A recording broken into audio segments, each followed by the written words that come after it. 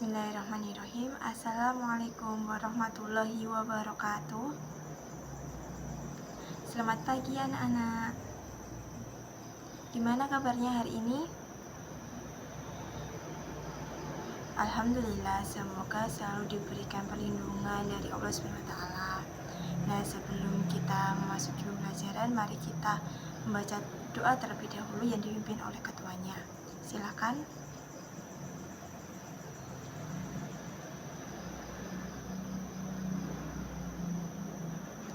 Alhamdulillah, semoga dengan diawali dengan berdoa tadi dapat memperlancar pembelajaran kita pada hari ini.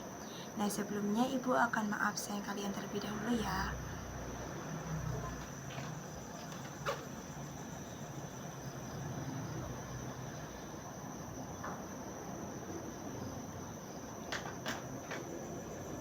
Alhamdulillah hari ini semuanya hadir. Nah, sebelumnya perkenalkan, Ibu bernama Ibu Amanda Zulmaria. Kalian bisa panggil Ibu Amanda. Sebelum masuk ke pembelajaran, kita akan mengulas mengenai materi yang kemarin, yaitu tentang Asmaul Husna. Ada yang masih ingat pembelajaran tentang Asmaul Husna itu apa? Ya? Ya, betul sekali. Jadi Asmaul Husna itu adalah nama-nama yang baik yang dimiliki oleh Allah SWT yang berjumlah 99. Nah, kali ini kita akan mempelajari mengenai memahami sifat wajib dan sifat jaiz Allah SWT. Adapun dari tujuan pembelajarannya, yaitu yang pertama, pengertian sifat wajib Allah SWT. Yang kedua, macam-macam sifat wajib Allah SWT.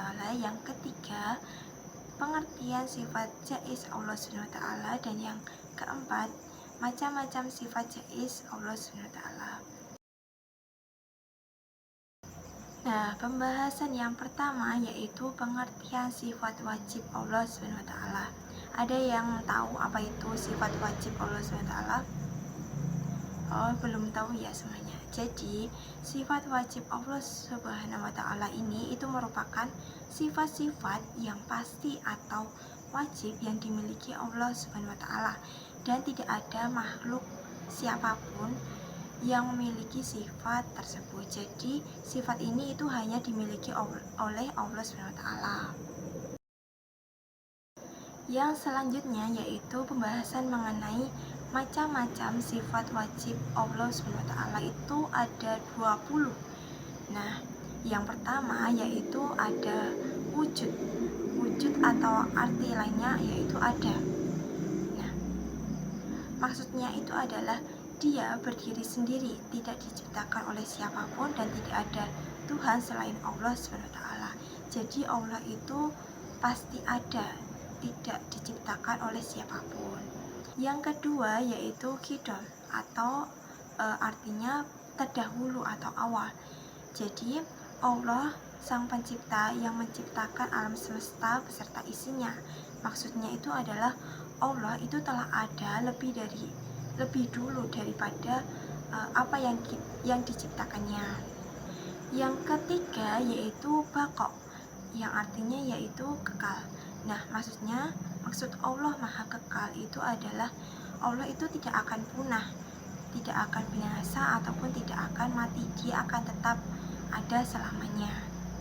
Yang keempat yaitu mukhalafatuh li'al hawadis, yang artinya berbeda dengan makhluk ciptaannya. Allah itu sudah pasti berbeda dengan ciptaannya. Dia zat yang maha sempurna dan maha besar. Tidak ada satupun yang dapat menandingi Allah dan menyerupai keagungan dari Allah SWT. Yang nomor 5 yaitu qiyamuhu binafsih, yang artinya berdiri sendiri. Maksudnya itu adalah Allah itu berdiri sendiri, tidak bergantung pada apapun dan tidak membutuhkan bantuan dari siapapun. Yang selanjutnya yaitu nomor 6 yaitu wahdaniyah, artinya tunggal atau esa. Allah itu Maha Esa atau tunggal, tidak ada sekutu baginya. Dia hanya satu-satu Tuhan, sang pencipta alam semesta. Yang nomor 7 yaitu kudrat atau artinya berkuasa. Allah maha kuasa atas segala sesuatu. Tidak ada yang bisa menandingi kekuasaan dari Allah SWT. Yang selanjutnya yaitu irodat, yaitu berkehendak. Apabila Allah berkehendak maka jadilah itu, dan tidak ada seorang pun yang mampu untuk mencegahnya. Yang kesembilan yaitu ilmu. Allah maha mengetahui. Maksudnya adalah Allah itu maha mengetahui atas segala sesuatu, baik yang tampak maupun tidak tampak. Yang ke-10 yaitu hayat atau hidup. Allah itu maha hidup, maksudnya tidak akan pernah mati, binasa ataupun musnah. Yang ke-11 yaitu sama atau mendengar. Allah itu maha mendengar, baik yang diucapkan maupun yang disembunyikan di dalam hati. Yang selanjutnya yaitu basar atau artinya melihat. Nah, Allah ini maha melihat segala sesuatu. Penglihatan dari Allah Subhanahu wa Ta'ala ini tidak ada batasannya. Yang ke-13 yaitu kalam atau berfirman. Allah itu berfirman, dia bisa bicara atau berkata secara sempurna tanpa bantuan dari apapun. Yang ke-14 yaitu qadirun atau berkuasa. Allah itu maha kuasa atas segala sesuatu yang ada di alam semesta ini. Yang ke-15 yaitu muridun atau berkehendak. Bila Allah sudah menakdirkan suatu perkara, maka tidak ada yang bisa menolak kehendaknya. Yang nomor 16 yaitu alimun atau mengetahui. Allah itu maha mengetahui segala sesuatu, baik yang ditampakkan maupun yang disembunyikan. Yang ke-17 yaitu hayan atau hidup. Allah adalah zat yang hidup. Allah itu tidak akan mati, tidak akan tidur ataupun lengah. Yang ke-18 yaitu sami'un atau mendengar. Allah itu selalu mendengar pembicaraan manusia, permintaan ataupun doa hamba-hambanya. Yang nomor 19 yaitu basiron, artinya melihat. Allah itu selalu melihat gerak-gerik kita, oleh karena itu hendaknya kita selalu berbuat baik.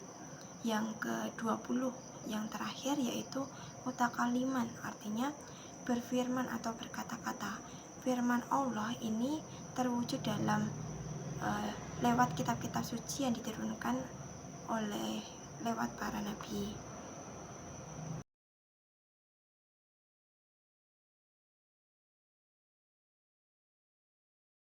Nah, dari 20 sifat wajib Allah SWT, sifat-sifat wajib tersebut itu dikelompokkan menjadi 4, yaitu yang pertama sifat nafsiyah, yang kedua sifat salbiyah.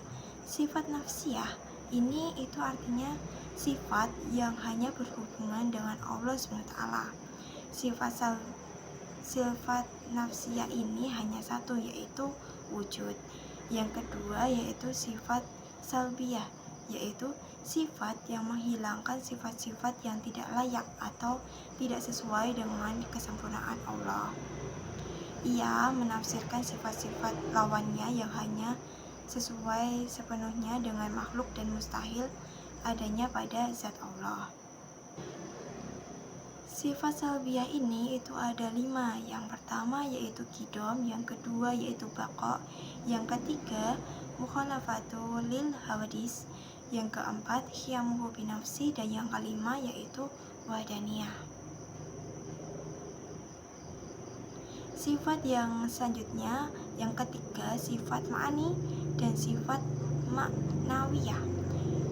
Sifat ma'ani itu adalah sifat-sifat abstrak yang wajib ada pada Rasulullah. Ia menambahkan makna kesempurnaan pada zat Allah. Jikapun terdapat sifat-sifat tersebut pada manusia, maka persamaannya hanya pada lahir atau lafal saja, tidak pada hakikat. Yang termasuk sifat ma'ani itu ada 7.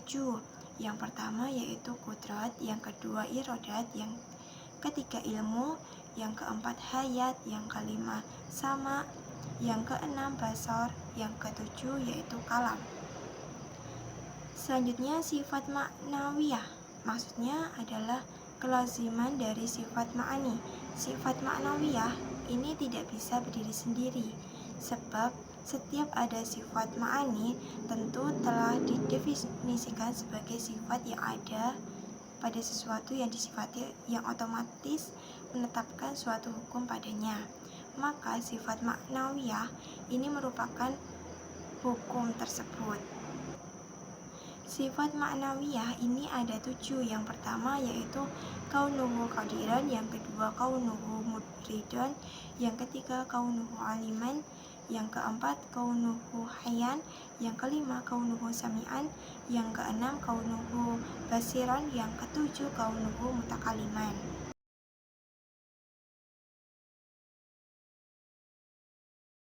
Pembahasan yang nomor 3 yaitu pengertian sifat jaiz Allah.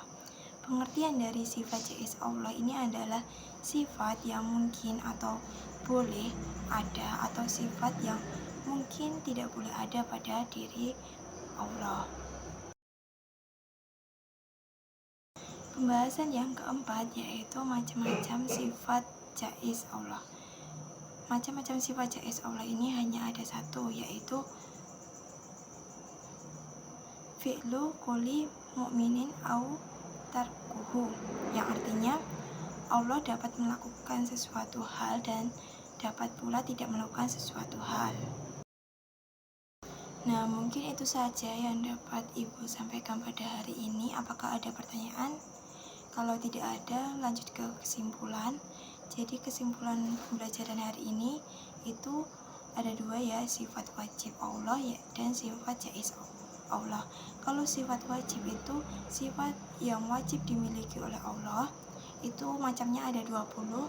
Kalau sifat jaiz itu sifat yang boleh ada ataupun boleh tidak ada dimiliki oleh Allah. Itu hanya macamnya itu hanya 1.